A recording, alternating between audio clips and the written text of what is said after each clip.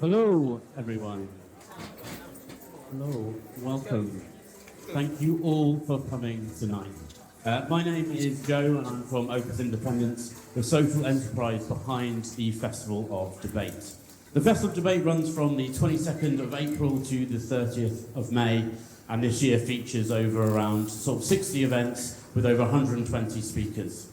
The festival aims to explore the entangled ecological, economic and political crises we collectively face. There are no easy answers, but we hope the festival creates a space to explore and hold complexity and uncertainty and brings together a community of people to make change where they are.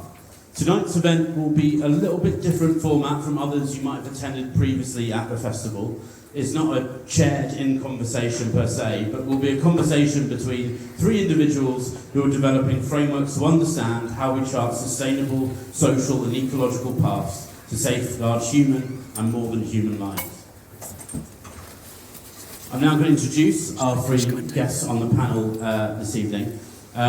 Just before we start, just a brief note on a few housekeeping things. We're not expecting a fire alarm this evening, so if the fire alarm does go off, it'd be great if you could all evacuate the building. There are fire escapes here at the bottom and also at the top of the stairs as you came into the building. And also we have an addition to the programme that wasn't some of our initial advertising, which is Mr. James Locke has also joined tonight in conversation event. So I'll now introduce our three guests. Kate Raworth is an economist focused on making economics fit for the 21st century's social and ecological realities. She is the author of the best-selling book, Donut Economics, 7 Ways to Think Like a 21st Century Economist, which has been published in over 20 languages. She is co-founder of Donut's Economics Action Lab and senior teaching fellow at Oxford University's Environmental Change Institute. Indy Johar's work focuses on the strategic design of new superscale civic assets for transition, specifically the intersection of financing, contracting, and governance for deeply democratic futures. Indy is co-founder of Dark Matter Labs and of the RBA award-winning architecture and urban practice, Architecture 00, a founding director of Open Systems Lab. Seeded WikiHouse, which is open source housing, and Open Desk, which is an open source furniture company. James Locke is founder and director of Opus, the social enterprise that hosts the Festival of Debate alongside many other projects in Sheffield and beyond. He has over 15 years' experience working cross-sector in a variety of project development and delivery roles. His work at Opus is orientated around networked and platform responses to poverty, marginalisation, biosphere collapse, democracy and media reform. He is motivated by a deep curiosity in how we entangle multidisciplinary responses in the face of the interlinked and compounding problems our civilizations face. Ladies and gentlemen, please welcome James, Kate and Indy.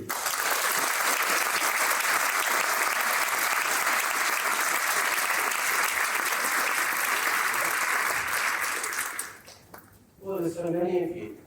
Thank you. I'm going to kick us off. We were talking about this earlier in the green room, and I was kind of saying how maybe Indy is a recovering architect of some kind, and Kate is a recovering economist of some kind.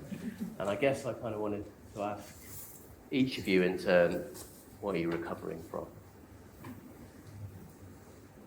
Well, I'm definitely a recovering economist. I studied economics at university in 1990, so I'm 54, went to university in 1990, thought I wanted to learn the mother tongue of public policy, and ate it up at first because I'd never studied it before, so there were people alongside me who'd done A-level, so it's that kind of catch-up, and you're quickly absorbing the theory, and then gradually start to realise there's no planet. And there's no essential confronting of injustice. We kind of take initial conditions as given. There are no human rights, no planet, no human rights. And I was like, damn, these are the things I came here for. They're not there. I'm really curious, just put your hand up if anybody else would see yourself as a recovering economist. Anybody in the room? Oh yeah, we're here, yeah. Yeah, so I did a whole degree in economics, and then I did a master's degree in what they call development economics, which made a lot more sense. It actually started with the work of Amartya Sen about human capabilities. It started with questions of what is development, and like, why do we only do this for developing countries? Why aren't we asking the very same thing here? But I realized at the end of my degree that I never wanted to say, hello, I'm an economist. Because most people say, I'm just going to go get another drink. So I was embarrassed. I actually was embarrassed because I started working alongside actually some sociologists or some agronomists or people who'd studied different social sciences, and they talked about things like power. Like, we never talked about power.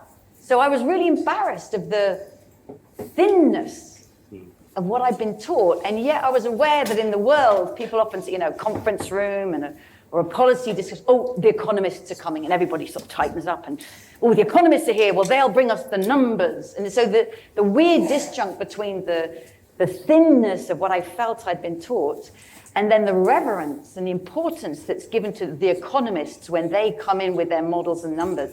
And I felt really, I didn't want to have anything to do with it. So I walked away from it for many, many decades, and only came back when somebody said to me, you can be a renegade economist. It's like, I can do that. I can do that. I'll be a renegade economist. And then people don't go and get another drink. They say, what's that? So that's how I've managed to come back closer to being in the realm of anything to do with economics. Well, thank God you did. Indy? Probably actually not that dissimilar. I think I studied architecture at Bath. I didn't get it. The first 2 years, I really couldn't understand why a circular window or a rectangular window were really such massive deals, or the kind of elegant poetry of a wall which goes into infinity, Mies van der Rohe building. But actually, what was more problematic was similar to Kate's perspective. There was no planet in architecture. It was just the building. Certainly when I was looking at it. And actually the building was a form, a brief by a client. And form follows capital.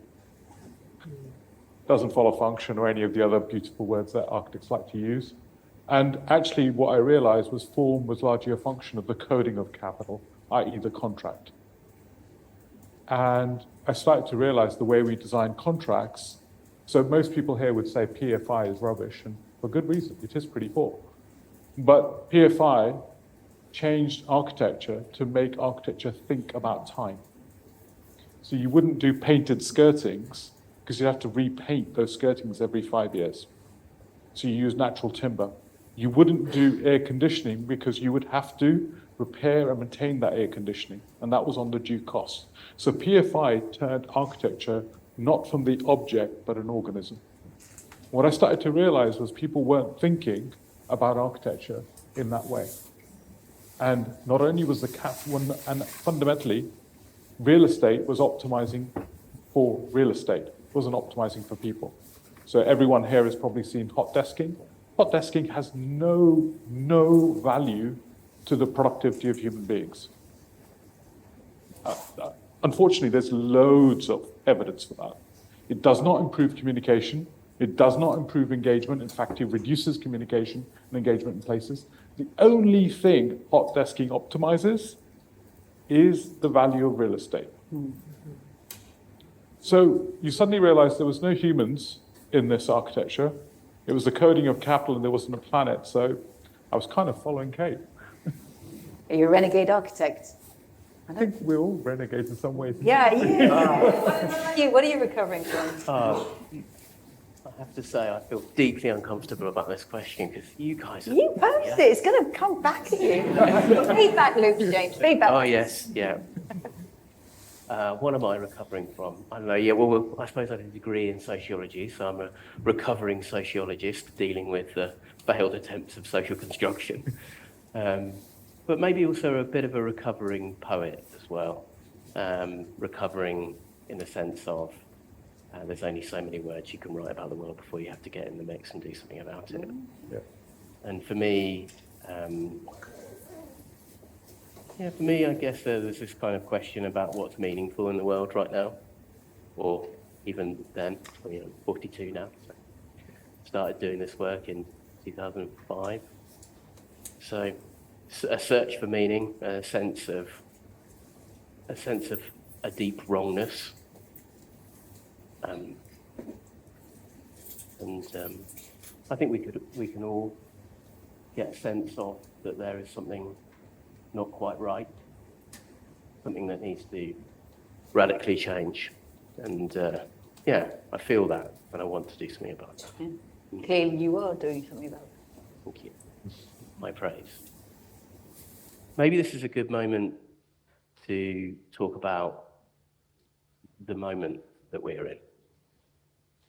And I'd just be really grateful to hear how you guys are thinking about this moment, 2025, 8 years after the publishing of the donut. Well, actually, often when I want to think about the moment we're in, I find the latest words of Indy Johar. So. Okay, I'll play into that. I was.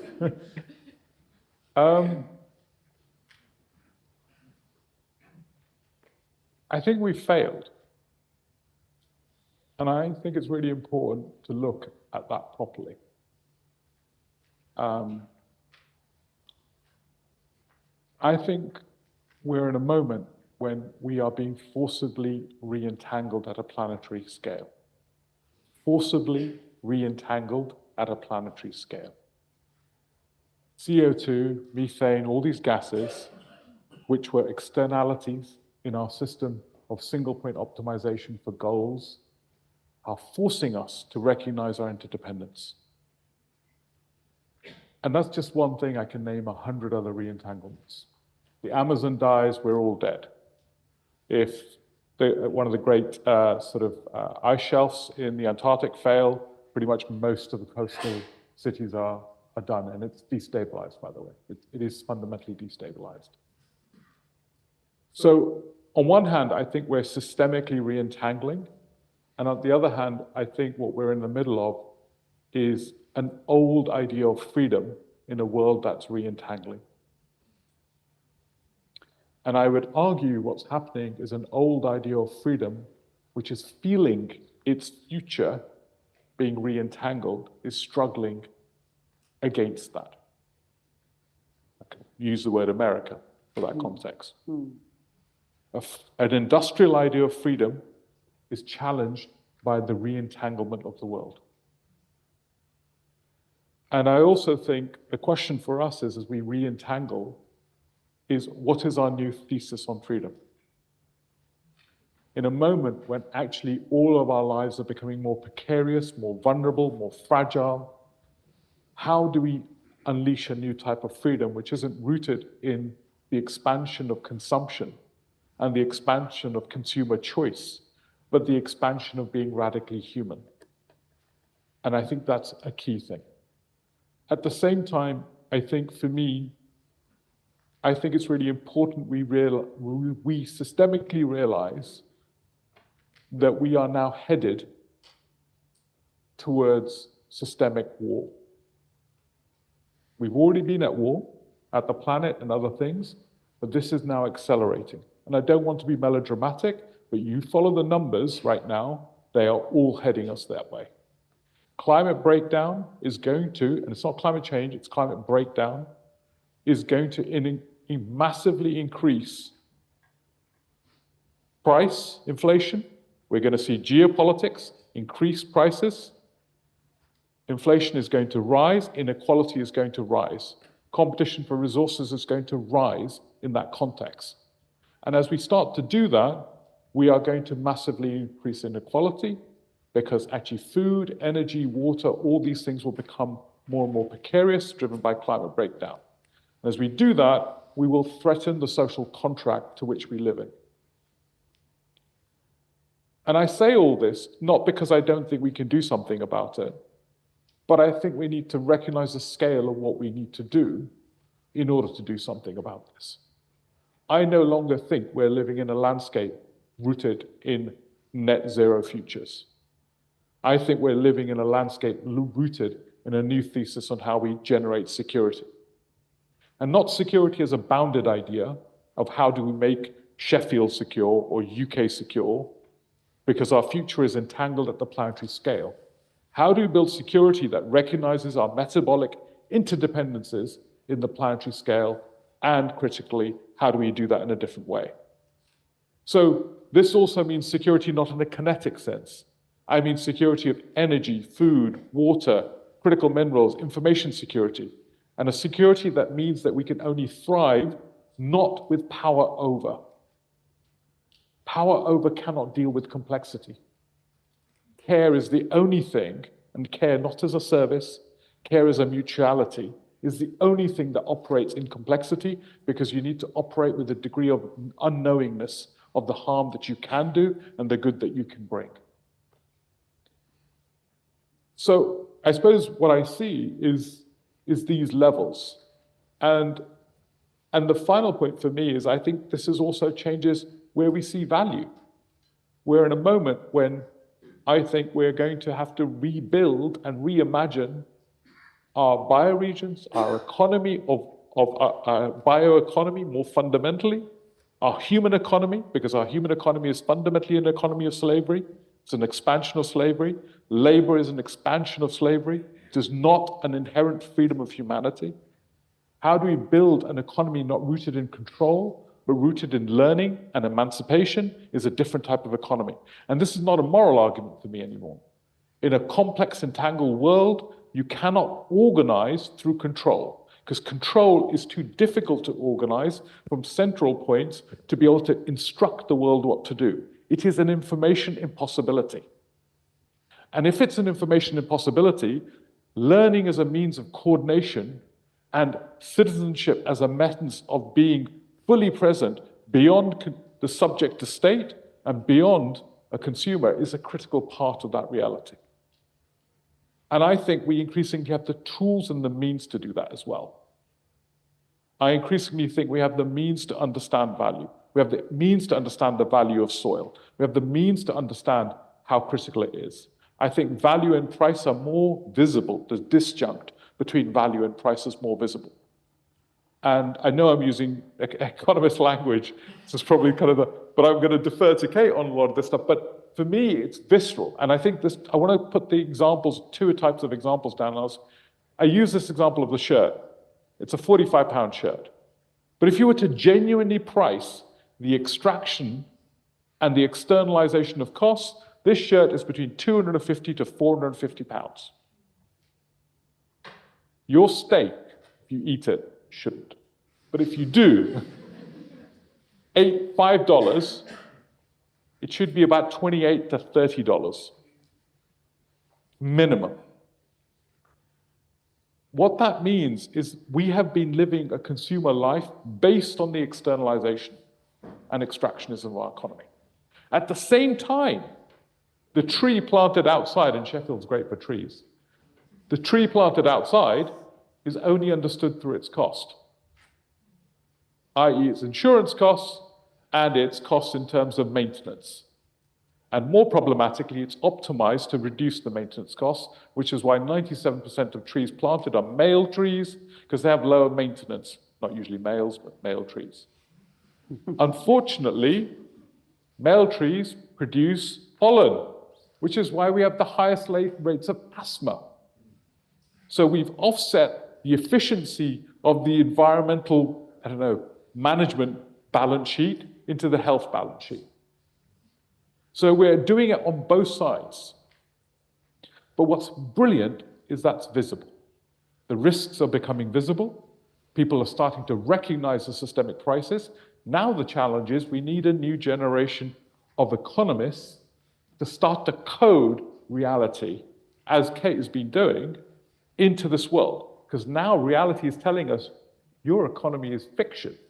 Real economy is coming at you, whether you like it or not. And it will come at us through every sense. Soil, water, hydrological risk, everything you can imagine. And the final point I'd say is that the value of being human is massively diminished. The reason why you see homelessness everywhere, because we as a society are subject to an economy that no longer values being human.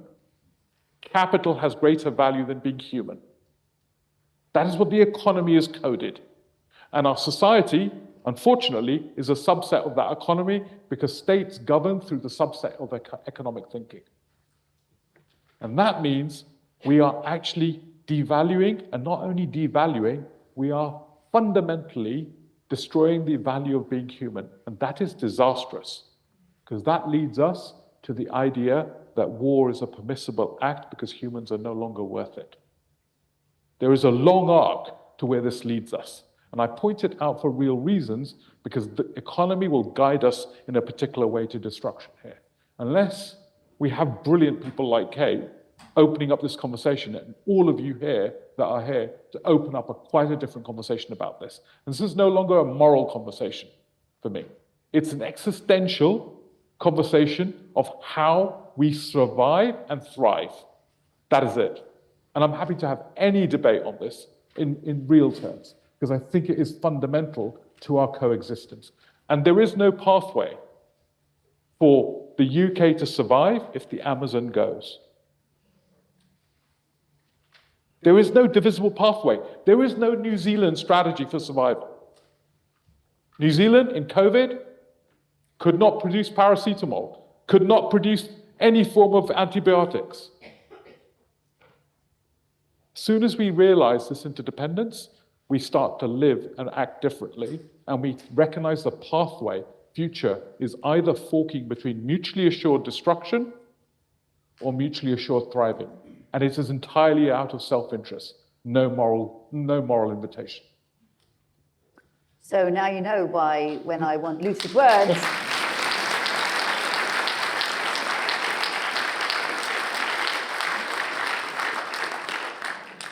turn to Indy Johar. I want to pick up on, actually, one of the very first things you said. I find it really compelling, this tension between what's been perceived as freedom and then the recognition of re-entanglement. Although of course, we've always been entangled through extraction, through externalities, through colonialism, and yet the world is making it super visible to us. And I'm really struck, actually, with the rise of conversations about polycrisis. Are we in a polycrisis, cost of living, climate change? It's like, if you look at the global majority, people who live in countries that we would call the global south, they would say, hey, this has been our forever reality. It's just arriving a little bit. It's just touching you folks now. It's just touching you. And now you say it's a polycrisis. This has been our always. So realizing that we're being touched by systemic impacts that have touched other people in parts of the world forever. But how do we make these entanglements visible? And how do we create an economics that does that? And I'm just going to, when I hear myself saying that, part of me says, well, why would we even want an economics, right? Some people say, just get rid of economics. But I want to go back to the roots of the word economics. It comes from Greek, ancient Greek, ekos and nomos. Ekos means the household, and nomos means the norms or the art of management. So economics literally means the art of managing the household. And when it was invented 2,000 years ago, it was about literally managing your own estate. Can you trust your wife to manage your slaves? How are you going to deal in your cloth and your wine and your crops in ancient Greece? And then it was at the level of a city-state. Should Athens allow trade, and should it allow foreigners to come and work here? And then Adam Smith took it 250 years ago to the nation state. Why does one nation prosper and another stagnant? And in our era, we just have to keep going, right? From the household to the city to the nation to the planet. Obviously, it's the planetary household. So to me, 21st century economics has to be about the planetary household, and that really chimes with what Indy was just saying. It's like you can't have New Zealand as a nation state is utterly dependent upon the planetary household. So we have to start at that scale. And then I was really struck by what you said about capital. Humans are not at the center of value, it's capital. And that, again, goes deep into what I was taught as an economist. So I ask students in lecture theatres like this one, the world over, economic students, what's the first diagram you ever remember learning? And the world over, they give the same answer. It's supply and demand, these crisscrossing lines, right? Week one, welcome to economics. It's the art of planetary management. Here's the market. And that is so pervasive and so normal that people, nobody questions it, but it's a really particular move. Why do we start with the planetary household and then go, here's the market, because then at the center of our concern is price, right? And suddenly we're dealing in financial metrics, money. And then suddenly we're like, we need to be able to monetize everything because it needs to fit, it needs to chime, we need to be able to translate. And before you know it, the art of planetary household management has to be talked about in terms of money, and that leads us exactly to where Indy was just talking. And that's why, for me, so I walked away from economics for decades. Didn't want to, hello, I'm not an economist. I'm nothing. I don't know what I am anymore, but I'm not an economist. And I worked in Zanzibar for 3 years in villages with incredible women who raised their kids and their families on nothing but the forest in their community. I worked at the UN for 4 years on something called the Human Development Report. It was UNDP's response to the World Bank that were producing the World Development Report, which ranked the world's countries in terms of their income per capita. And at UNDP, they said, no, we're going to rank the world's countries in terms of human development, life expectancy, education. So I had the privilege of being embedded in this place that was sort of steering away from money towards human metrics. I worked at Oxfam for a decade, and I got really tired of, in the campaigns we did, we were trying to make the social argument, make the environmental argument, and we would sort of go to big business. Sorry to do this for a minute, okay? But just, you big business. Yeah. And it's always like this, like, please, please, No. could you, No. yeah. Oh, he knows it, yeah. No, I don't. Please, could you make, and big business would basically say, thank you, dear, I love your passion, but come back when you have a business case. And I just thought, I'm not doing this anymore. I'm not playing this game anymore. I'm not going pouring, begging to business. In 2008, I had twins. So I was immersed in the unpaid care economy, and I really understood what I theorized about as gender and economic. I understood the unpaid care and the housework, right, of raising 2 tiny babies. And I sat there with my babies watching the global financial crash. And the economists saying, oh, yes, the Queen asked them, why didn't they see it coming? And the economists sort of saying, we must rewrite economics so that it reflects financial realities. And I just remember sitting there with these 2 babies thinking, I'll be damned if we're not going to rewrite economics for more than that. This is a moment, this is one of those little cracks that opens up. And it was actually at that moment that I thought, I want to come back towards this. I want to come, there's so much at stake here, this opening up. And it was when I went back to work, actually, after being on maternity leave for a year, hadn't looked at anything to do with work, and someone shoved in front of me this picture of this thing called planetary boundaries. It was a circle with these big red lines coming out. And while I'd been off having babies, these Earth system scientists had come together for the first time and said, we believe there are 9 critical life-supporting systems that make life work on this planet. The stable climate, abundant biodiversity, fertile soils, healthy oceans, a protective ozone layer overhead, the recharging of the hydrological cycle. And Earth, the only known living planet, depends upon the stability of holding the incredible complexity with which these systems work. We need to stay within safe zones on all of these. So like on climate, we shouldn't go over 350 parts per million of carbon dioxide in the atmosphere, but we were already over that. So we were outside. So they drew this circle. They're saying we need to stay within the planetary boundaries that make Earth work. And she's been working beautifully for the last 12,000 years in this incredible planetary balance. But when we actually measure where we are overshooting multiple of these planetary boundaries. And I just remember sitting back down at my desk, and it's that thing where you've had a year away and just come back and see things fresh. And I had this visceral feeling of like, that is the beginning of 21st century economics. Because the economists never did it. The economists never bounded the economy. It was always growth, growth, growth. So the Earth system scientists, I felt like they'd stepped in and said, if you guys won't do it, okay, we'll do it for you. In fact, here's one we made earlier, and we've quantified it, not in your metrics. There's no dollars here. This is parts per million of carbon dioxide. This is tons of fertilizer. This is meters cubed of water withdrawn from lakes and rivers. They quantified the safe space for humanity in Earth's own metrics. So I was just really excited by this, and I started doodling at my desk, and I was in this big open plan office. It wasn't a hot desking, but it was a big open plan office. And there were at Oxfam, and there were campaigners down that end of the room who were campaigning for, actually they were raising money because there was a drought and a famine happening in the Sahel. People with no food to eat because there was a drought. They were campaigning for health and education of every child in Southeast Asia. So I was surrounded by people who cared about those living in deprivation or at real risk of deprivation. I thought if there are these outer limits of pressure on the planet, there are inner limits too. We call them human rights. We've been talking about them since 1948. So I drew this circle in a circle, and it came out looking like a donut. Like, we need to live in this space, leave nobody in the hole in the middle, but don't overshoot Earth's limits. And I found it very satisfying because I like pictures. But actually, the first thing I did, to be completely honest, I put it in the bottom drawer of my desk because I thought, well, you know, that's a doodle I like, and I just left it there for months. But every time I had a conversation, I said, oh, people say, there's a thing in that. And I realized the power of pictures. So I just want to bring it to that how do we escape from these paradigms that we've been raised in and that we can feel locked in? And one way is to re-visualize things. So that was, for me, the opening of coming back into economics and starting not with supply and demand, not with capital, not with any monetary metrics, because they're all invented, incredibly powerful, but invented. I started with this donut diagram saying, if the goal of the economy, which I was never invited to talk about in my undergraduate degree, never talked about the goal, it was just assumed as growth.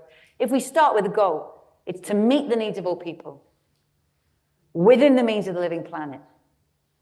Now we could debate, right? You could debate, is that a right expression of it? We could go into big debate, but at least we're talking about it. But if we did say, let's take that as the goal, then what kind of economics would you teach? What kind of economic mindset? How would we value things? How would we draw things? How would we contract things? How would we understand our relation?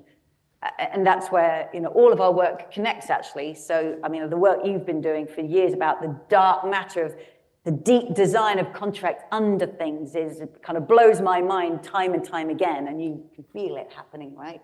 When Indy speaks, he really lifts off the layers, pulls up the floorboards of the systems that we've only ever walked in, and enables us to see extraordinary opportunities in different possible worlds beneath.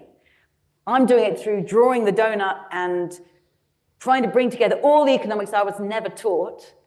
I had to go and read feminist economics and ecological economics and complexity economics and systems thinking. It blew my mind, and tried to bring them together to dance on the same page. And that's what I did in my book, Donut Economics. But then the really exciting thing that happened when it came out in 2017 was people started coming up to me saying, oh, I love these ideas. I'm actually doing this. I'm teaching this in my classroom. I'm putting this into practice. Ideas just like this already. We're doing this in my community.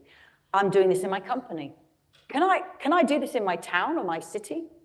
And that's where it connects to what you do, James, because regenerative, distributive futures, like whatever words we use, whether we talk about donuts or not, that's not the point. It's about going towards futures that are actually in practice and being demonstrated. And you know, you can go somewhere and see a community center or a school or a business or a city council's goals and new ways of working. So we're trying to make this practice real. So I love that we're sitting here, especially in this order.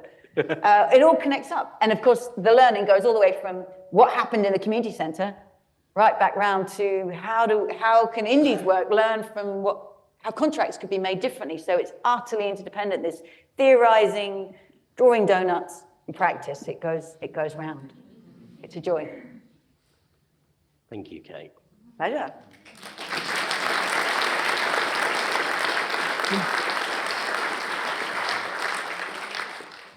I'm really curious about the relationship between the household, the commons, the market, and the state that's so clearly in the work that you've done, and also in the work that you're doing, and also in the work that we're doing at Opus and with many other people here in Sheffield. And I think, you know, we've heard some challenging things today, which have been about you all really hit me in the gut, and I really value that feeling. Actually, it tells me I'm living in a world that needs something, which I think is important and is an ask of all of us in this moment. And I also live in a place that I love deeply, Sheffield, South Yorkshire.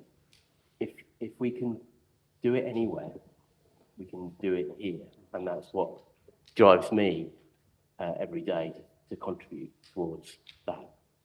But what I'm kind of angling a question towards very slowly is how do these relationships between the household, the commons, the market and the state shift or need to adapt? And how do you both think they need to shift and adapt in the context of a city or a region like South Yorkshire? Because I have this growing worry that when I look at the politics of the UK, when I look at the progress that we are making or lack of it internationally, I have a worry that the solve, the fix, and I know we're not dealing in those linear kind of object terms, but I worry that it's not coming from there. I'm not seeing... it's not coming from where? It's not coming from the international. It's not coming from the nation state. It's as likely to be places that develop.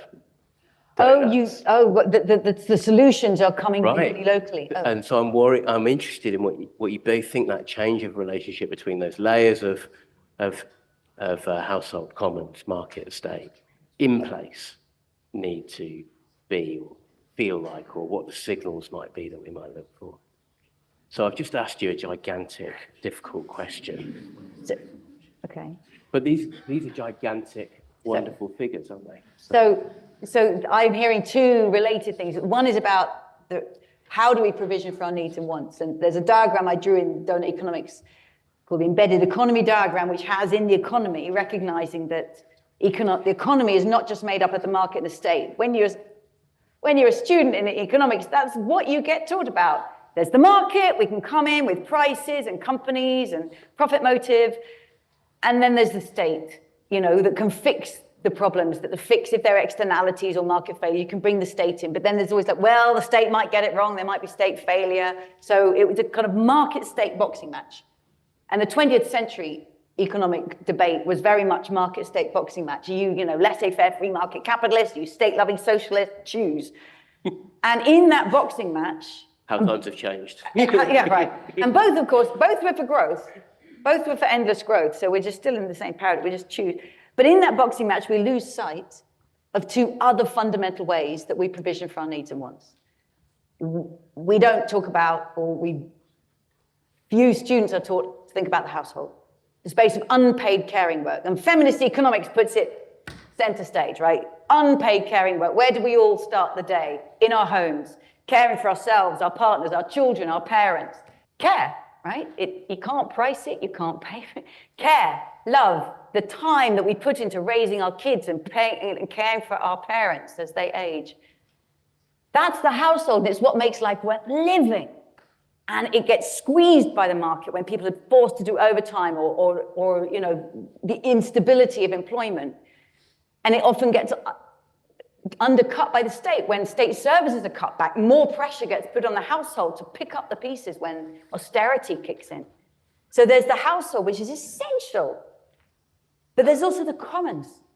And as economic students, again, we only ever learn about the tragedy of the commons and how the commons will be exploited. And it actually, a brilliant woman called Elinor Ostrom, first woman to win a Nobel Prize in economics. She was a political scientist. She was never an economist. She was a political scientist anyway. But she went around the world and said, actually, there are some amazing commons. How people share irrigation water in the rice fields of Nepal. How fishermen share fishing grounds in New England. We learn to steward things together if we follow rules as a community. Every club in a university is a kind of commons. And if people really misbehave, sometimes they get kicked out of the club. You've got to follow the rules. You've got to respect this resource. And that's how we steward it together. So the household and the commons are really essential. And actually, all of us weave our way through all of these four forms every day. I bet you probably bought something from the market today. You probably bought a ticket or a sandwich or something. So you probably or sold your labor, right? You went to work and you got a wage. You've engaged in the market. Definitely benefiting the state. Here we are in the university. You've been down the street, might have taken a train, got some public information. Definitely been in the household where you woke up this morning in your care and your relationships, and probably in the commons probably part of a community choir or a neighborhood, or just how you treat your neighbors is a culture of commons. So we weave our way seamlessly through them. And I think it's really important to name them. Because only when we name them can we see them. It's a bit like those re-entanglements. Only when we name it can we see it, and we can start to rebalance. I think ever since Margaret Thatcher, we've had a country that swung very much towards the market. Market, market, market. Get the state out of the way, state's hopeless, you know, bring in the market. And they've had that rhetoric in the US and the UK, and it's spread across the world. So many people say we live in a market society. And we've come to think of it so normal that market systems will dominate. Can we bring back the state, or can we actually enable the commons? And I think that's a lot of your work is like, what if the community actually, we don't just rely on top-down state provisioning, but what if the community can democratically and collectively engage in this work? So there are many different ways we can provision for our needs and wants. I have to say, I wouldn't want to live in a society that blocked out any one of those. I think they're all really valuable. They have distinct traits. The market can be an incredibly valuable mechanism. Just it needs to be kept in a place where it doesn't run like wildfire and rip up other things we value. State, incredibly valuable provider of public services, just, you know, free at the point of use. Massive. The NHS, massive value here. Households, we all want to have families and care. The commons, invaluable, but it's about rebalancing between those. And that, for me, is a very big part of 21st century economics. And again, the practice. I really think 21st century economics is being practiced first and will be theorized later. And it's work like yours and happening in cities and towns across this country and around the world that demonstrating practice of a different kind, that actually we can bring back the commons. We can do this differently. That's what inspires us to keep going forward with new theory, because the practice shows it could be possible. Thank you, Kate. Yeah.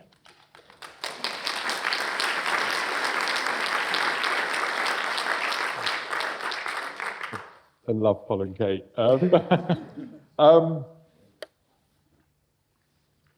So I suppose I want to go at this question. I don't think we have a market. I think we have the freedom of monopolies. And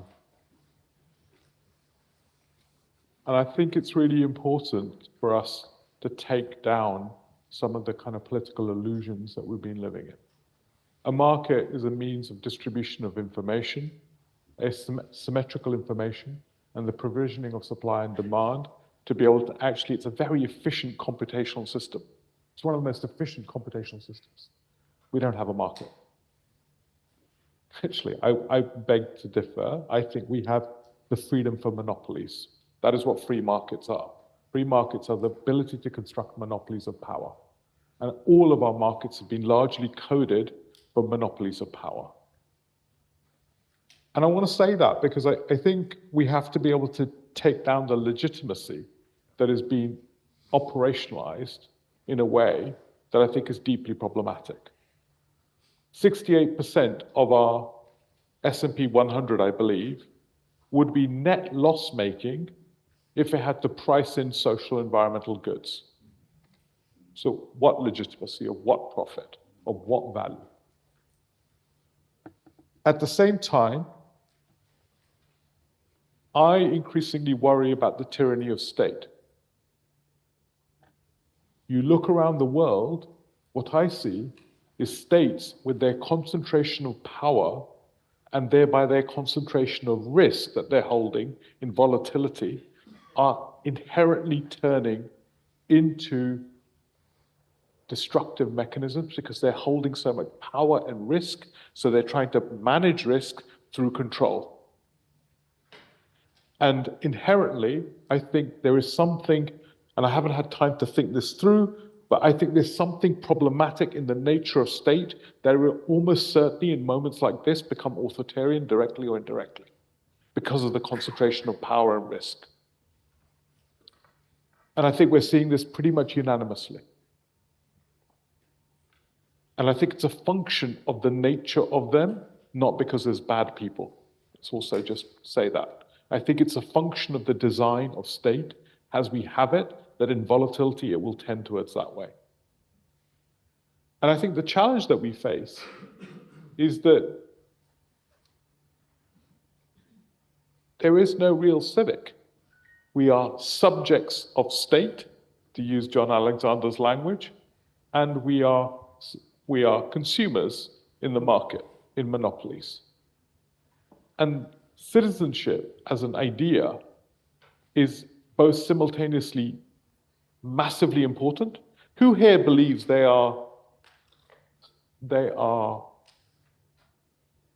who here genuinely believes that the state is more important than them? Is more sovereign than them? Put up your hand. Does one person believes the state is more important than them? Great. Two? Don't mind. Any state. The idea of the sovereign is the sovereign is the state as opposed to us. I think we're living in a world where sovereignty is exploding, where we perceive our own sovereignty. And we also perceive more radically sovereignties of rivers, sovereignties of forests. And I think there's a challenge to both state and the theory of free monopolies right now. And I think our problem is how do we operationalize in that reality? And what I like about this conversation, and James, what you're doing in Sheffield, is I think the space of operation is the municipal. Because I think it allows exactly, Kate, what you're saying to come to bear, a different type of economy to come to bear, which is deep in relationality and can unlock value in forms that neither monopolies can unlock and neither state can unlock in its command and control theory. Because you could operate a form of relationality that is much broader than what I think either of those can operationalize. And I think the challenge for us is also to break ourselves from the shackles of being subjects and consumers. And what does it really mean to be a citizen? What is the obligation we hold to be citizens? What is our obligation to not just have rights, but actually the obligation to be a full citizen in space and time? And I think there's a demand there of a different type of economy, a citizen and civic economy that has to be constructed and enabled. So that's all abstract, right? So imagine if Sheffield got together and said, we're going to donate £10 a month to build a civic litigation fund. £10 a month. Say if 1,000 people did that, you got £10,000 a month to fight on behalf of citizens of Sheffield. You can litigate directors of councils, universities that aren't fulfilling their responsibilities, which they know they should. And I'm not saying they're bad people, but the correction, the real fourth estate, is brought to the table through citizenship. And it will help them be better, because they want to be better. But you construct the politics of power in new ways. So I suppose I'm asking the question for myself is, I think we're waiting for forces that aren't going to bring us home. And we need a new type of force to break through this. And I think we need a new type of organizing to break through this. And again, I want to say this really clearly. I don't believe people are bad. 99% of people are not bad. They are good people. But they are trapped in the roles and the structures they play. The CEO of a corporation is trapped in a performance function, as is a leader of a council in many ways. And so this is not about good or bad people. In fact, there is no othering in this conversation, in my view. What we have to recognize is we need new structures to be able to unleash us in more radical ways. And there was something really, for me, really beautiful. How do we build the sanctity of the household in that fourth space? Like, how do we build the justice of the sanctity of a household, which isn't just subject to the power of state and to the power of markets or monopolies? How do we rebuild that sanctity in some way? What does it mean to do that in a really profound way? What would that require us to do? And I think there's something really important to be dealt with, because I think we have to rebuild a new theory of power as much as just attacking the existing systems.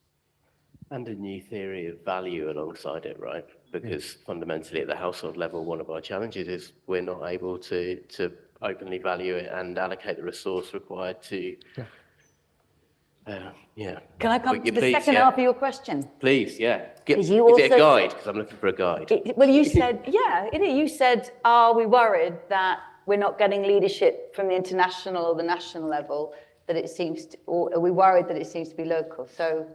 Well, I think that's a positive, but yeah. Okay, yes. Yeah, I'm not worried. Yeah. Good. So just, donor economics came out in 2017, and like I said, people started saying, yeah, I'm doing this, which was really exciting. And when mayors started saying, could I do this donut thing in my town? Now, Indy has just quite correctly said, there's no happy, safe New Zealand, there's no single place or town. We're all entangled. But we can start and say, what would it mean to start to try to create those conditions here? And mayors started asking me, and councillors, and it's actually one of the things that led me to set up Donut Economics Action Lab. I never had the ambition or vision of myself setting my own organization. I was a happy backroom researcher.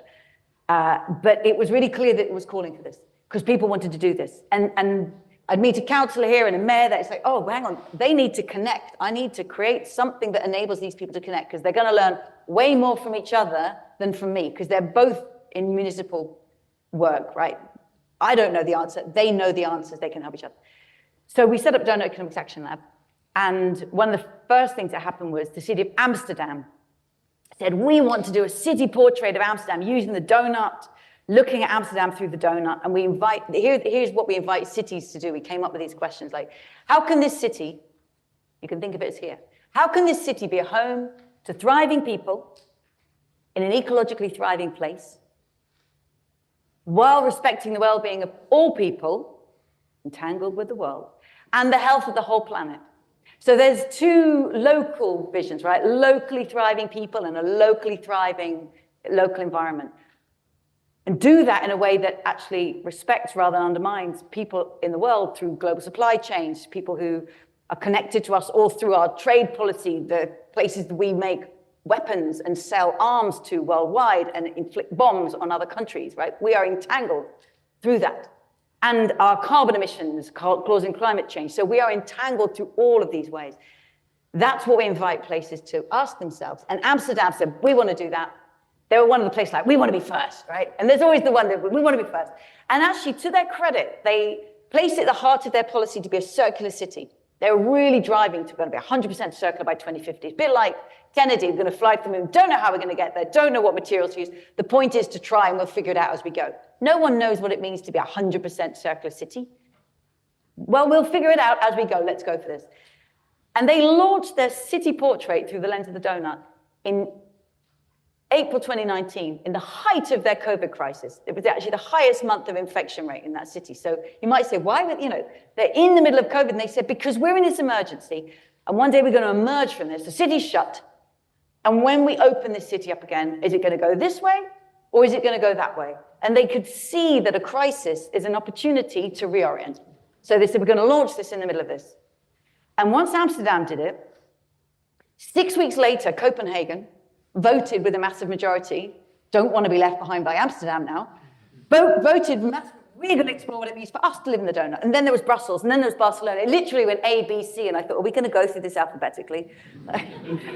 But there's now over 50 towns and cities and municipalities and districts and counties around the world, including here in the UK, Glasgow, that have adopted officially. The City Council has said publicly, we are using the concept of the donut in some way in our vision, in our strategy, in our policies.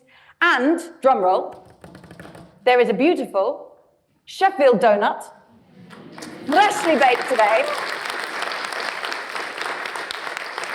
As I stepped into a lift in this building, somebody stepped into the lift with me, and it was literally a real elevator pitch, the real thing.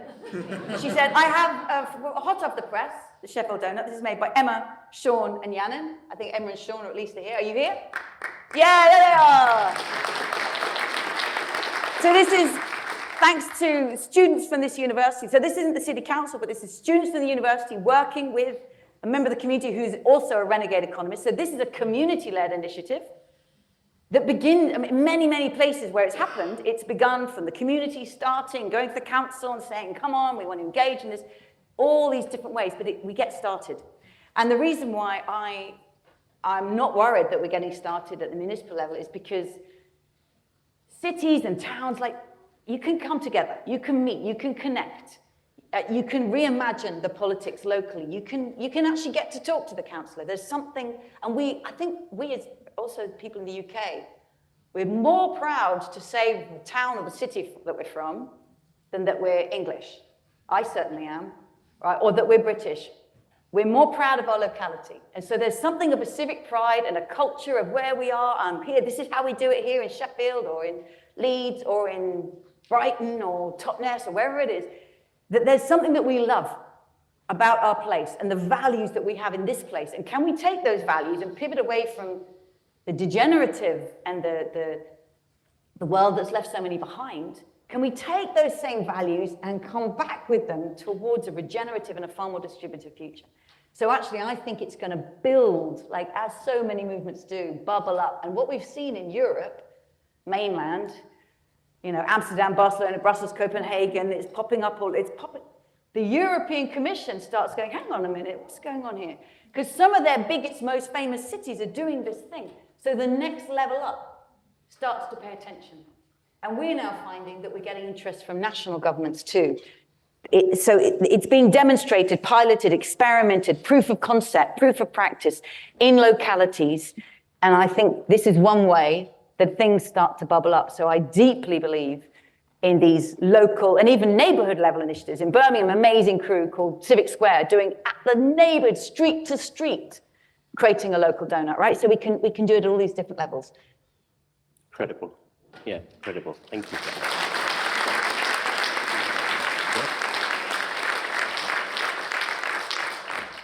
I think we're going to open up for a few questions from everyone. Oh, very keen. So give us a few minutes. Some people running around with mics. Joe here is going to administer questions. I will do the Q&A. Albin's got a mic on the left-hand side of the room, and I will do this room. So we'll try and do a spread. So put your hands up. There's a very straight hand up there with the man in the white hoodie. So I'm going to go straight to you.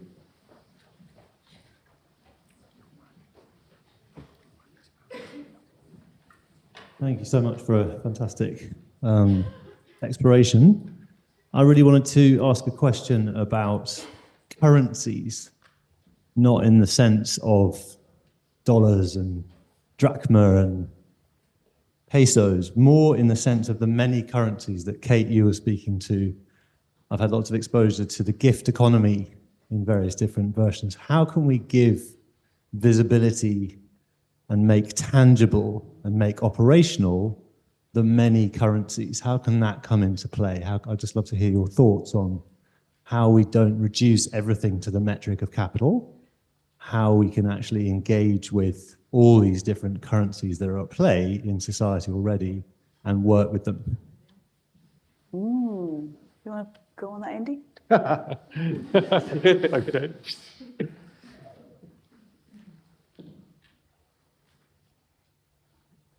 So I think there's multiple layers to that question. So a tree planted by communities is 90% likely to survive. A tree planted through a contractor by a local authority is a 50% chance of survival. And that difference is a function of care. So, and I'm going to say, we know care has value. The question, I think, and I think there's I think the question we all need to hold together, and I don't know what the answer is. We have tried local currencies, time banks, gift economies. We've tried all, like this is not a tried event. So the question I'm holding more seriously is what is the innovation required to actually systemically make that a completely different story. And the experiments I'm seeing that some of them we're part of, but not all of them, like bioregional drawing rights So do you limit the currency formation, fiat currency formation, to the limits of what a bioregional capacity is? So I think we're going to have to think quite radically about new forms of currencies. I think there's some really interesting work going on around how do you print claims. So if you're going to rejuvenate the river Don here, could you print future claims of value that would be like stable coins, effectively on the future value of rejuvenating that river, and use those printings to actually allow for allocation and the rejuvenation of that river? So it's like a futures, you're claiming out a future value to the thing. So I think your conversation is absolutely right.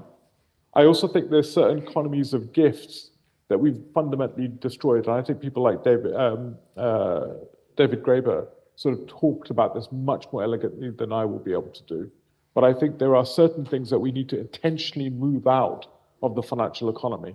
The loss of Sunday and allowing Sunday trading destroyed the gift and care economy of society because it turned everything into a consumer space. So the question for me is, how do we rebuild other forms of spaces for our economies, both in space and time, in more fundamental ways?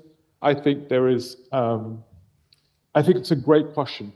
I'm struggling to default back into the old answers. So I think we need new answers on this. And I think these answers are going to be really interesting. So all the work, like we're seeing resource-backed currencies being talked about in the African context, which is you look at mining resources and you print currencies or notes on the basis of the mining resources into future claims and allow that to actually create liquidity in situ as opposed to have to borrow capital from the US or somewhere else. So I think there's new forms of innovations that are going to open up. Finally, I would say, I think we need a class of bioregional banks across the whole of the UK, because you cannot put finance you cannot price our goods by financing nature on our goods. Go back to my point about food. The cost of food would become too expensive. We're going to have to rejuvenate our nature-based infrastructure of the UK by the central bank or the Treasury in the UK effectively giving negative interest rate allocations to rejuvenate our base biodiversity. So we're going to need these bioregional banks to rebuild our base primary biological infrastructures of life. And so I think there's loads of really interesting work in there. And the final point I just want to add was stuff like, if you have a timber house, right? You build a timber house.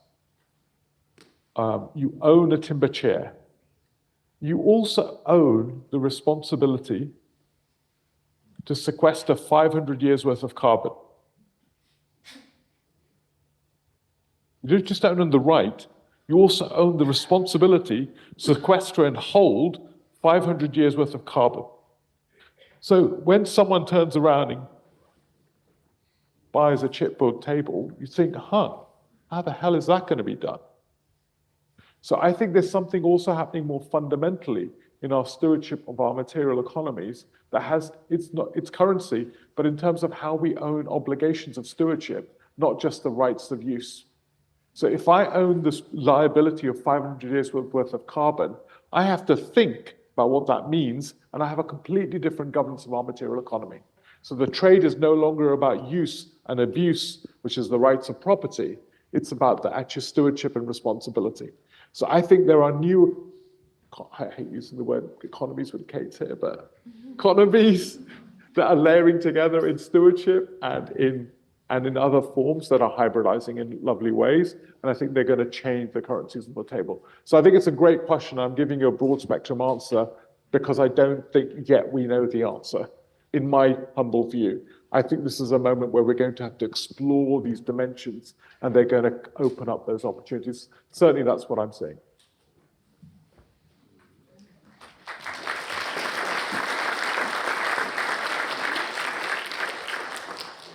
Take some more questions. Another question, please, maybe from this side of the room. Oh, Albin's got one on the top already. Thank you. Thank you very much. My name's Peter Gilbert. I'm a councillor here in Sheffield. Yeah. I'm not alone, actually. You've got several councillors here in the audience tonight. And I just wanted to say to the creators of the Sheffield Donut, if there was any way I was able to help you to bring that to Sheffield City Council, I'd be very happy to. Yeah.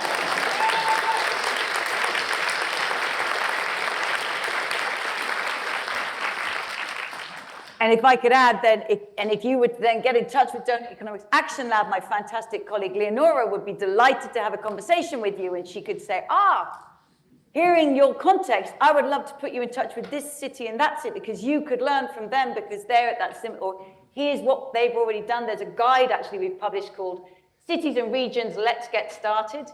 And it's just got packed full of examples from towns and cities around the world of the many different ways they're getting started.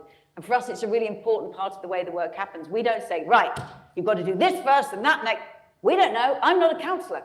I've never worked in a city council. How would I know how to do that? We are learning from how others are starting. They're starting in lots of different ways. So there's many different entry points. And we just love sharing it back. So for us, coming back to currencies and flows, as an organization, DEAL is fully funded by foundations. We are extremely lucky that we've got that foundation funding. It means that and we only do the work because of that, because it means that everything we do, we can put in the commons. So we don't have any market relations with people. So we put all the learning in the commons. We make all of our tools and concepts free in the commons. What we ask for is reciprocity. We just say to anyone, you're welcome to use these tools. All we ask is that you share back any innovations or your learning, because that's what's valuable. So that comes back to this currencies point, right? It's that learning. How can we design a website? How can we design the words we use, our interaction with people, so that it does flow? Because it takes time to document what you did and to share what worked and what didn't work. So again, we're trying to find that currency of information, because that's the really valuable thing. We've managed to take money off the table, but we need to make that information flow, because that's going to get the real value back to places that want to learn from each other. So that'd be amazing. And we'd love to show you what they're doing in Glasgow, what they've been doing in Cornwall, what's happened in Leeds. So yes, row, what was it, seat 14, row 5, meet, row, this is going to happen. Excellent.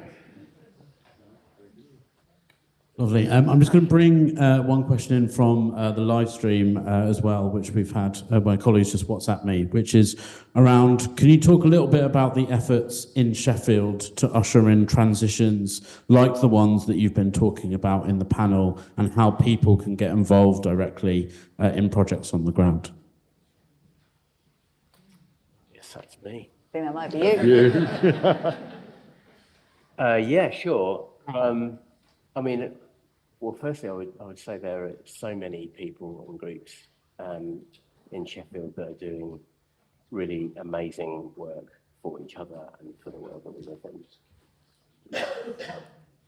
And so I can share a little bit about the work that Opus is involved in with colleagues at DM and Voluntary Action Sheffield and Sheffield Social Enterprise Network, and many partner organisations across the city.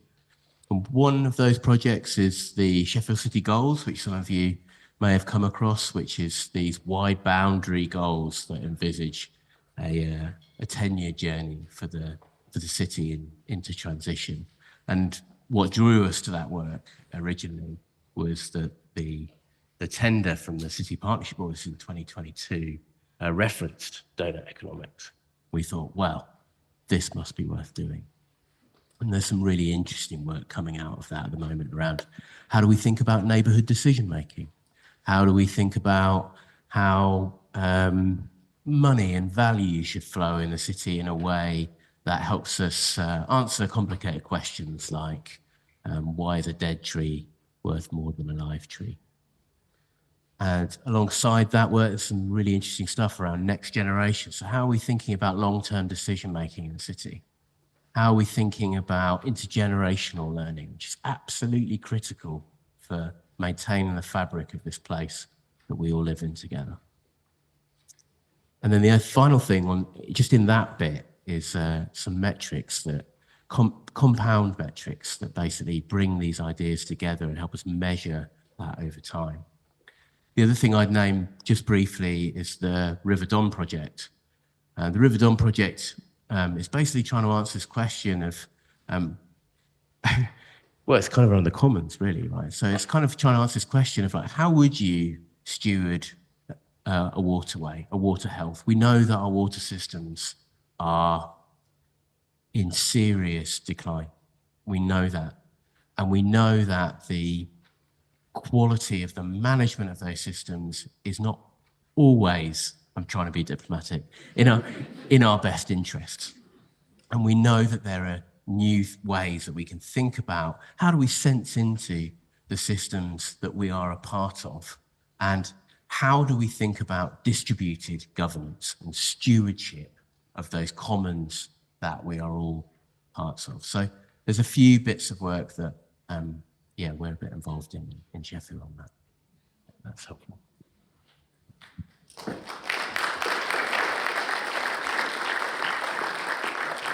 Thank you. Just a heads up, Kate, you've got about 20 minutes before one of my colleagues will take you to the train station. So maybe we'll try and direct some of the other questions more directly to Kate. Another question from a woman. Yes. Yes, exactly. Yes. This lady in the middle. Yeah, but you've passed the mic.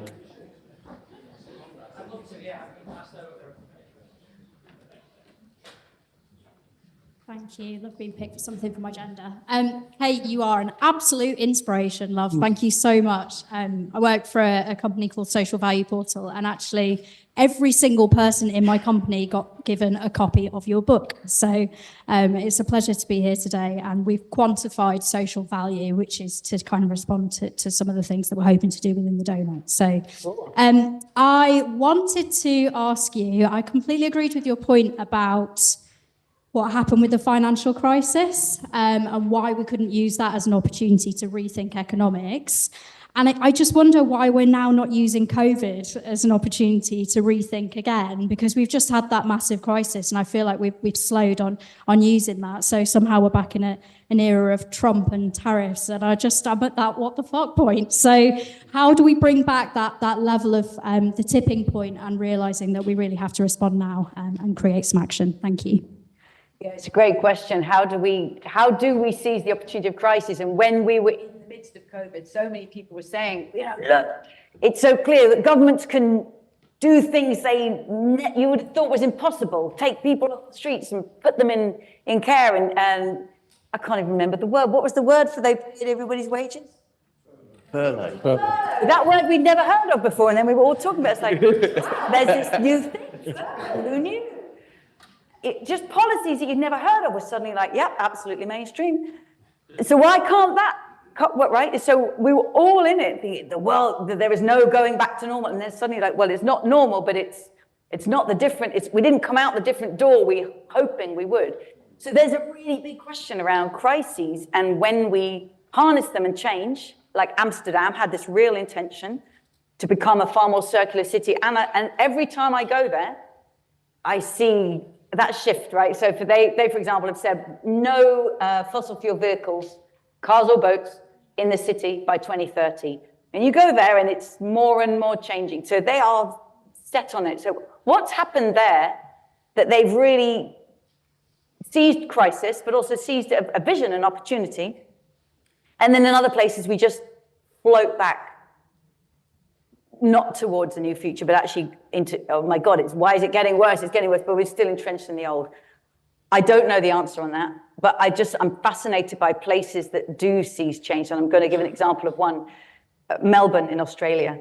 So they had terrible wildfires in 2009, but again in 2019 and again in 2022. And people there said to me, it's supposed to be kind of one of the most beautiful cities in the world, and then it's just burning. And COVID, and I think the combination of wildfires and COVID, something happened in Melbourne. They just said there has to be another way. And they came together in a massive ecosystem of very, very different organizations across the city and created this organization called Regen Melbourne. And they used the donut, again, as a starting point, as a visual, and they created the donut. You can go on their website, they've done it beautifully. And they've come up with really positive visions of what they do want. So they have this positive vision of What if the Yarra River, which runs through the center of the city, what if this was swimmable? It's a beautiful, and if that becomes swimmable, lots and lots of things will have happened and changed in relations to make that possible. They've got a vision about transforming their food systems, their neighborhoods. So they've used the crises they've been through to pivot towards a different vision. But as we know, what often happens, and with often climate crises, floods, we think, oh, this, some people used to say, if only America suffered the kind of floods the rest of the world. Well, they did. But sometimes people buckle down and then they go, we're going to fight back against nature, right? And it turns into this us against nature. We're going to harden against nature. We're going to redouble again. And so what metaphors or what relations do we think we hold in those moments of crisis and how we can flip out of it? And I'm actually really interested. I'm going to ask both Indy and James to say something about has there been a crisis here in Sheffield that you can think of how it's been responded to? Has it been seized or we've been drawn back? And something from Indy on the metaphors of crisis, how we could come through. Why don't you go first, James? Sure, yeah. Sorry, I got lost in the idea of metaphors of crisis. No, just yeah. Thank you, poor soul, Indy. Indy will deal with that, yeah, no yeah. problem. Don't you worry about him. Yeah, with that. I guess what comes to mind actually is not just a crisis, but also kind of a leverage point that I'm seeing, and particularly in the sort of rights of nature and the river work that we're doing. So, many of you here will be aware of the flood risk here in South Yorkshire, and that being a continuing risk and a risk of intensity that is increasing. And of course, there was a really serious flood a few years ago. But what I'm mindful of, just as a kind of point of interest, really, is that legislation has now been passed that means that Yorkshire Water will have to put sensors in its entire waterways. I think this is a really good thing. I think this is going to give us insight as members of citizenry of South Yorkshire. It's going to give us insight into what is the water quality like here? What is the flood risk mitigant that Yorkshire Water and other partners are making? And I think that is something that we just really need to be kind of mindful of and watching. 2026, they have to start putting sensors in the river so that we can find out what the pollutants are in it. And I just want to kind of throw that out into the room, actually, just so more people are aware of that and can campaign for that data to be transparent. Yeah. Okay. So I want to be fast on this. So I think the key conversation from a pragmatic sense I'm sensing is around security. We're seeing the language move from net zero to security. The key challenge is this a bounded idea of security, a separationist idea of security, or is it an entangled idea of security? That is the wall metaphor. How do we frame security? I think security will define, I think we will see huge amounts of innovation around security economics. What is our theory of economics with regards to security? When we know our capital markets are entirely designed for the efficiency of capital, not the resilience of supply. So they do not care if we don't have food in the mainstream of a crisis. That's not their problem. But we know it destabilizes everything. So I think security for me is number one. I think, unfortunately, that is where the intellectual, we want to have a voice. That is what we have to influence. It is going to, most of our money, government money, is moving towards security as a framework. Second, I think it's really worth recognizing where change historically occurred. So the River Danube was a location of a war in the 19th century, early 19th century. And international waters as an idea was born on the River Danube because suddenly 9 countries had to say, we've got to reimagine how we share this trade route and look after it. So I think the future of our governance is going to be born in places like where we have to manage glaciers. and river systems. Because our hydrological systems are so fragile, so Alps, we lose, by 2070, we lose the glaciers in the Alps. We are going to have to rejuvenate and manage these glacier systems and hydrological systems that operate at a subcontinental level. And we're going to have to build new institutions, not just to conserve them, but to regenerate them. So I think we're going to see new forms of planetary governance emerging around these glacier systems. I think we're going to see planetary governance emerging around, like I said, the ice shelf in the Antarctics, because if we don't, we all die. So I think the language I've been using is these preemptive peace strikes. Where are we going to preemptively strike for peace? Because you know, if we lose the Himalaya glaciers, or the Himalaya glaciers go into a place of conflict between 3 nuclear powers, the level of war we will set unleash will be so devastating that I think we have to acknowledge and operationalize into a new form of preemptive peace. And that will require new institutions. So as well as what are the frames, I think look for the geographies that where these futures are going to be born. It's no coincidence for me that we're doing land which owns itself in places like Canada, where the Crown and Indigenous land rights are having to be reimagined. So the where is really important. It's no coincidence we're looking at a conservation land between South Africa and Zimbabwe of how do you conserve a piece of territory and a park and regenerate it between 2 nation states, because actually that creates a new form of transnational generative capacity. So I think the where is really important, as well as the what of the frames. And that's what I'm starting to see.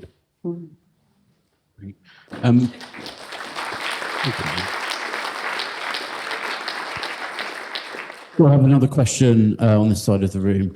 And this will be the last one for Kate before my colleague will need to take her to the train station soon.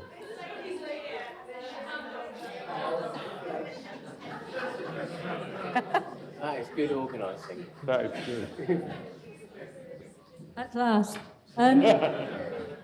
It's very enjoyable to hear this wonderful, broad sweep of ideas and visions. I've been giving out a leaflet here called A Tale of Two Cities, and I feel slightly as though I'm living in a parallel universe to what's been talked about here. The fact is that our region and our city is probably one of the biggest arms producers in the country. And I would like the councillors and anybody from the mayoral authority here to talk about what they see the trajectory for our economy is when hundreds of millions of public money are being poured into expanding our arms economy. And that's why I feel I'm slightly living in a parallel universe. As an architect, I've been fighting for years and years, John will know about this, to get our mayoral authority and our local authorities to take up retrofitting.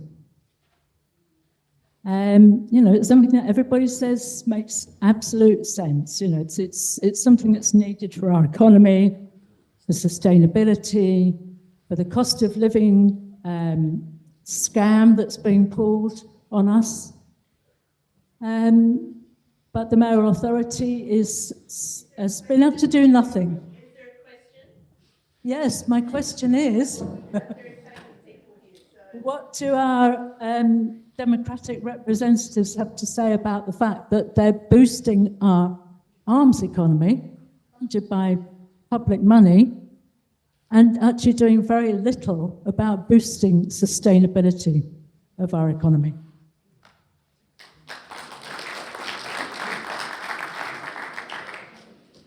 I'm happy to give a couple of reflections. So I hope it doesn't feel like a parallel reality, because I think both of the things you just said actually weave really well into the frames we've been bringing. So if I come back to the framework of can a place live in the donut, if I say again those questions, What does it mean? Can this city be a home to thriving people in a local, ecologically thriving place while respecting the well-being of all people and the health of the whole planet? So the fact that in the UK, across the UK, in Sheffield and in many other places, we have major companies that are producing parts for military planes that are bombing other countries, that's really entangled. Like, we are really entangled. Our industries and our jobs are really entangled with violence imposed on other countries. So how do we bring that on? And if there were a city portrait, like in Amsterdam, it came out that Amsterdam is the biggest port importing cocoa from West Africa, which has modern-day slavery. And when we first put that in the city portrait, the councillor said, I'm sorry, and said, you have to take that out. No, that's not us. We don't recognize that at all. And we had to say to them, hang on, you've already recognized your carbon emissions. Like, we're really used to talking about that. We're entangled this way too. And to her credit, the Vice Mayor for Sustainability pivoted 180 degrees, and then she started talking about it. And she said, this is connected to our circular economy as well. Because we can't live well here in Amsterdam if the way that we live well here is undermining the rights and well-being of people in the rest of the world. That's why we have to look at the locality and how we're entangled to the rest of the world. So it would exactly come out and be part of the questions of how are we going to transform who we are in relation to others and our impacts on others. And on the point you just made about retrofitting, I've had a real privilege working with, and I'm going to say this sitting next to an architect, this is flip it round, with an amazing group of people called Architects Declare, you may know them, in response to the climate crisis. And there's been Teachers Declare and Doctors Declare, Architects Declare, and they have put together a brilliant set of pleas to the government.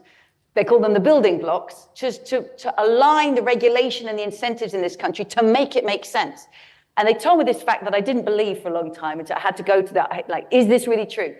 If there's a building that, like, well, what are we going to do with this building that's not being used? If you want to knock it down and build a new one, you pay no VAT. If you want to retrofit it, you will pay 20% VAT. It's insane. So that, to me, is like the most obvious insanity. And actually, it comes right back to something that one of the challenges we're seeing is localities trying to transform. Right? We want to retrofit our buildings, we want to check. But they are sitting under regulation and incentives and tax and policies that are made at national level. And of course, nations are sitting in the international, right? So we're all affected and shaped and limited and imposed upon by the levels of above. What blows me away and keeps me at work is and still people show up and say, yeah, we're going to begin anyway. Even though we're not even in control of half of the policies or the budgets or the influences or the global financial markets that actually buffet us around, we're just going to get started. So I see that again and again. So thank you for bringing both of those issues. They would both definitely need to be coming out in the space of a city's donor. And like, this is the conversation, let's have it.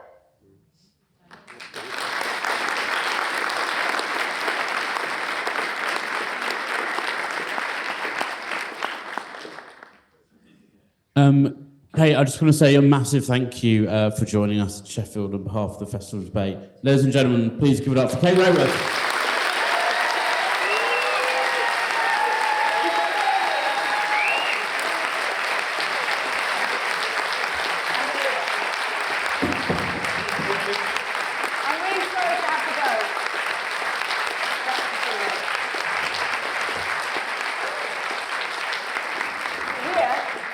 So we're going to keep going till 9, just with James and Indy. Hope that's all right with both of you. Yes, so we can still take more questions, please, on the side of the room. Maybe we'll have another question from one. We'll go up to this woman on the... Can I just build a little bit on the question that was asked earlier? And I'll be slightly controversial. At multiple levels. Yeah, sorry. What I find deeply elegant about how Kate communicates is she doesn't put things into conflict. Hi. And I appreciate that because actually the complexity of the world that we're operating in opens up these conversations in very complex and rich ways. So we actually don't have the carbon budget to retrofit Sheffield's housing. We don't actually have the carbon budget. The total carbon budget of the UK to build new homes, right, is about 14,000 a year, not 350,000. And if we were to take that total 14,000 and rebuild, retrofit homes across the UK, we'd have no new build capacity.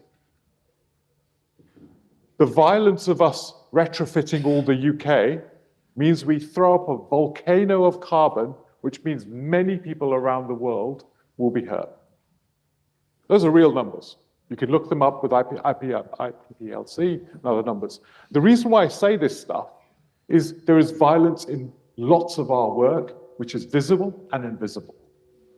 And I think there's something really important about how we bring ourselves together and move the economies of violence, direct and indirect, into economies of deep peace. But it requires us not to create the other. Whenever I've created the other, I've destroyed the capacity to bring people on. And I deeply love this about how Kate negotiates with the world, because I think it allows us all to bring our worries to the table and allows for a negotiation recognizing invisible and non-visible violences, and for us to come to our recognitions and deliver their journeys. And I think there's a hard question for all of us in how we do this transition. My worry is we're stuck in a politics of othering. Whether the politics of othering is rooted in, and I'm going to be controversial, race, identity, whatever. And it doesn't work for us because it creates our own enemies.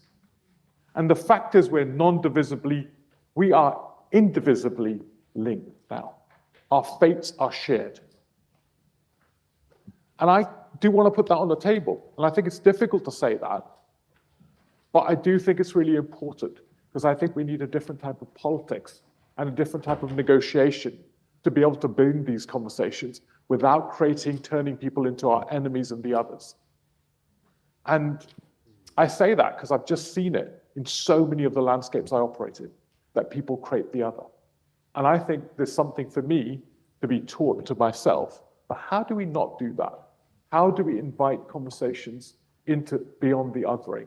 Because there is no other in an entangled planet.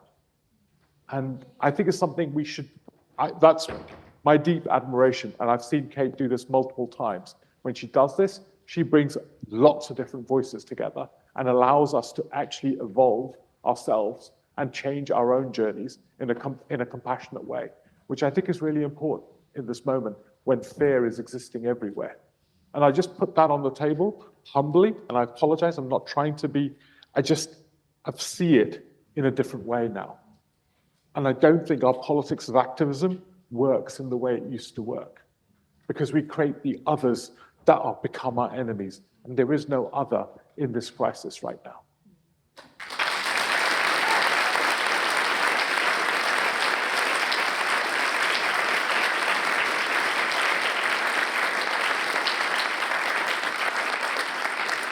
Thank you very much. We've got a question here. Thank you. I'm a member of Schools Climate Education South Yorkshire, and one of our aims is to look at ways of bringing donut economics into the school system, secondary school system in particular. If anybody else here is interested in that, please find somebody from SCESI and make yourselves known to them. There's one next door to me. I'd really recommend Kate's circus. Have you seen Kate do her donut circus? I've no deal, and yes, I know. Yeah. And my question though is about the new kid on the block at the moment is artificial intelligence. Do you see artificial intelligence as offering us any opportunities, or is it entirely risks? And how do you have thoughts about how you can embed care within AI? You're trying to stretch. Okay.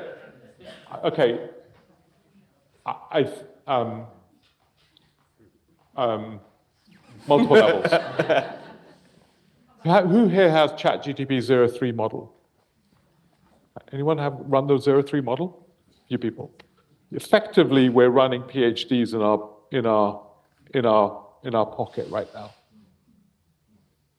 Almost PhD level intelligences in our pocket. I think the question for me at a metaphysical level, a larger level, is are our technologies are constructed in the same way we treat ourselves. We construct our technologies through a theory of control and instruction, not care and humility. We've constructed our technologies to be in the same way that we imagine each other as bad robots. Our employment contracts, our roles, we fill people into roles. We don't invite people into contributions. Like that, I mean, it was a profound moment to me when I came, roles versus contributions. The role is, I've understood what the value I need to create, and would you mind filling it? The contribution is, I have a goal, we have a goal. How would you contribute to making this goal? It's completely different. All of our machine technologies are rooted in 19th century institutional design, which is actually all about control, extraction, and actually creating the slaves of them as much as the slaves of ourselves. So I think there's a really deep philosophical question for me that large language models and learning artificial intelligence are all opening up, is what is our governance of these realities? I also think they are potentially a source of great emancipation. How does it free us up to be radically human? What intelligence does it open up in those massive ways? And I think we have to start to talk about what is a new human-machine economy. So the work we're doing around what is the relationship of a new human-machine pairing, which isn't rooted in machines instructing us and enslaving us and driving us to action, but what is a new form of pairing? I think if we're not doing that work on what is human-machine pairing, I think we're in trouble, frankly. I also think human-machine economies are going to change everything around us. So if you look at terra preta, which is, for example, the Amazon is referred to as terra preta. In a sort of Western worldview, we had the wild and the farmed, cultivated. Terra preta is the idea of an open garden of value. Open garden. The Amazon was an open garden. It was a cultivated open garden. Technologies give us the pathway for precision technologies, precision farming, that allow us to have new forms of ecosystems that we can actually work with and cultivate with technological capabilities, precision farming capabilities. So I think we have to look at technology and human relationships in really radical ways. We have to look at how can technology be an emancipation tool. I think words that have evoked me are what is a tender machine? Think of the words, right? Tender machine. What is a machine operating with carefulness? What is a machine that's operating not knowing, right? So wisdom is the best case studies of wisdom I've heard are wisdom is the ability to know that you don't know. Right? We designed machines on the presumption of all-knowingness. What is a tender machine that actually knows that it does not know? How does it operate? How does it engage in tenderness in the world? And I know I'm using evocative examples, but if there's art technologists in the room and people working at the intersection of art and technology, this is the moment to invent fundamentally different relationships of humans and machines. This is the moment to do extraordinary things that aren't just the tools of weaponization, but actually the tools of everyday emancipation. So I think you hit on a really important point. And I think parallel with that is, what does it mean to be radically human? Every great revolution, and I use the great in that way, is fundamentally a revolution of what it means to be human. And I think we're right at the cusp of what does it mean to be human, because if you look at any of the science, all of our cultural work is bullshit, right? The reality is, whether it's actually I'm a multitude of organisms, less than 40% of me is human DNA. I'm symbiotically a function of non-human DNA that builds my consciousness. My consciousness is, if you go to some really brilliant people, will say, your consciousness may be a kind of a quantum function. Epigenetically, I'm linked in time. I'm a spectrum, my personality is a spectrum of personalities. We live in the illusion of the individual, which is no longer real. Science has proved it's no longer real, but we're living in the old illusions. So the emancipation and the reimagination of human is the other symbiotic project with the emancipation and the expansion of what we think of as machines. We have a terrible relationship with machines because we have othered them to become vehicles of tyranny, fear, and other things. You go to Japan, their relationship with machines is not rooted in fear and othering. I think there's something to be done, and the same goes with our ecological systems. There's a radical option here, which I think is really, really inviting us, not out of fear, but into a new pace of emancipation.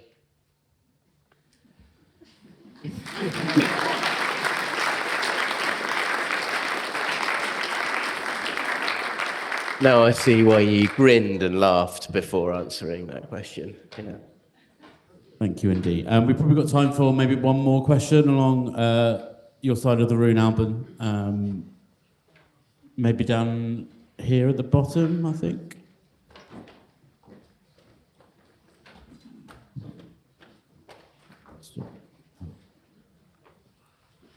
Thank you. Yeah, it's working. So I've been trying to think about how to phrase this for the entire time. To be honest with you, and there's a lot of talk about care and reintegrating care into society, into the social values that we hold as a society. And I think that that's quite a contentious topic in a lot of ways, because societies differ in their values and their outlook. And I work in the care sector. I work as an independent advocate here in Sheffield. And I see kind of the specialization of labour and families and the roles that families play in caring for their loved ones as being outsourced to a lot of private enterprise, professions like myself, keeps me employed. Social services, the probation service, carers, the NHS, nurses, doctors, district nurses, you name it. There's a whole enterprise funded on the professionalization of care and families no longer looking after one's own. How do you foresee returning to a model of kinship or supplementing that through entanglement? Wow. Thank you. It's Thanks. really important question. So one, I'd really, and I just want to fully acknowledge other brilliant people. There's a person called Forrest Landry, which I think he's a brilliant American philosopher. And I think we should look to him. Why? And there's the other brilliant people as well, like Elizabeth Sora, and there's a few others. But why I think he is really interesting is he makes this differentiation of we are living in a world of power over. And power over is how we've constructed the world. Our theory of dominion, our theory of control, our leverage of machines, it's all about power over. And there's a beautiful book by Sophie Strand called The Flowering Wand. I don't know if many of you, she's an incredible thinker, very young, an extraordinary thinker. She talks about how from a Western perspective, that we were living in partnership societies before we became relational societies, before we became societies of the sword. So why the flowering wand is because the wand and she's doing a critique of masculinity in West. We went from the wand as the role of the mage and the druid to the sword as a means of control and suppression. And she beautifully does it. I cannot do it justice to what she's written. But why this is important is that in complexity, as the world re-entangles and as our lives re-entangle, I think we're living in a paradigmatic moment where control as a theory of organizing is no longer efficient, which is why care cannot be delivered through the theory of service. Care cannot be delivered through financial incentives because care is not a financial incentive. And we've tried to create an economy, a financial economy around care as a means of incentivizing rather than creating the frameworks of abundance for positionality for people to care. And I think this is really important for me.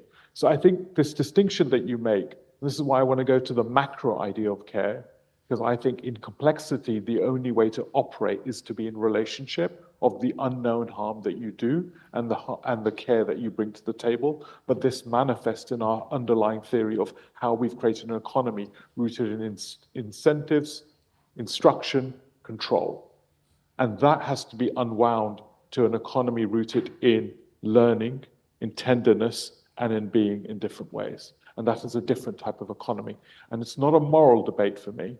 It's just in complexity, that is the only way to operate. And this manifestly changes organizations. Organizations should not have a CEO. They should have a chief learning officer. I'm serious.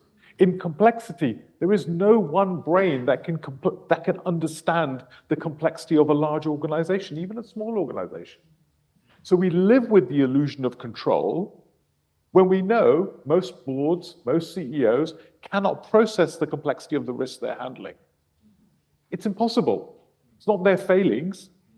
So imagine an organism rooted in a theory of learning, rooted in coherence emerging from learning, action and accountability coming from learning, care being a function of being in relationship with the world. So I think what you're asking for me is both a practical question of, can our professional economy root care? And I would argue that we are reaching to the end of that cycle and we're going to have to reimagine. But I think it's also a deeper question. Can you incentivize and create all the economic paraphernalia? And there's a macro question of, as a society, have we moved away from the idea of power over as a means of operating complexity to being in care as being a more fundamental question of a new economy and a way of being in complexity? So just to stack those three.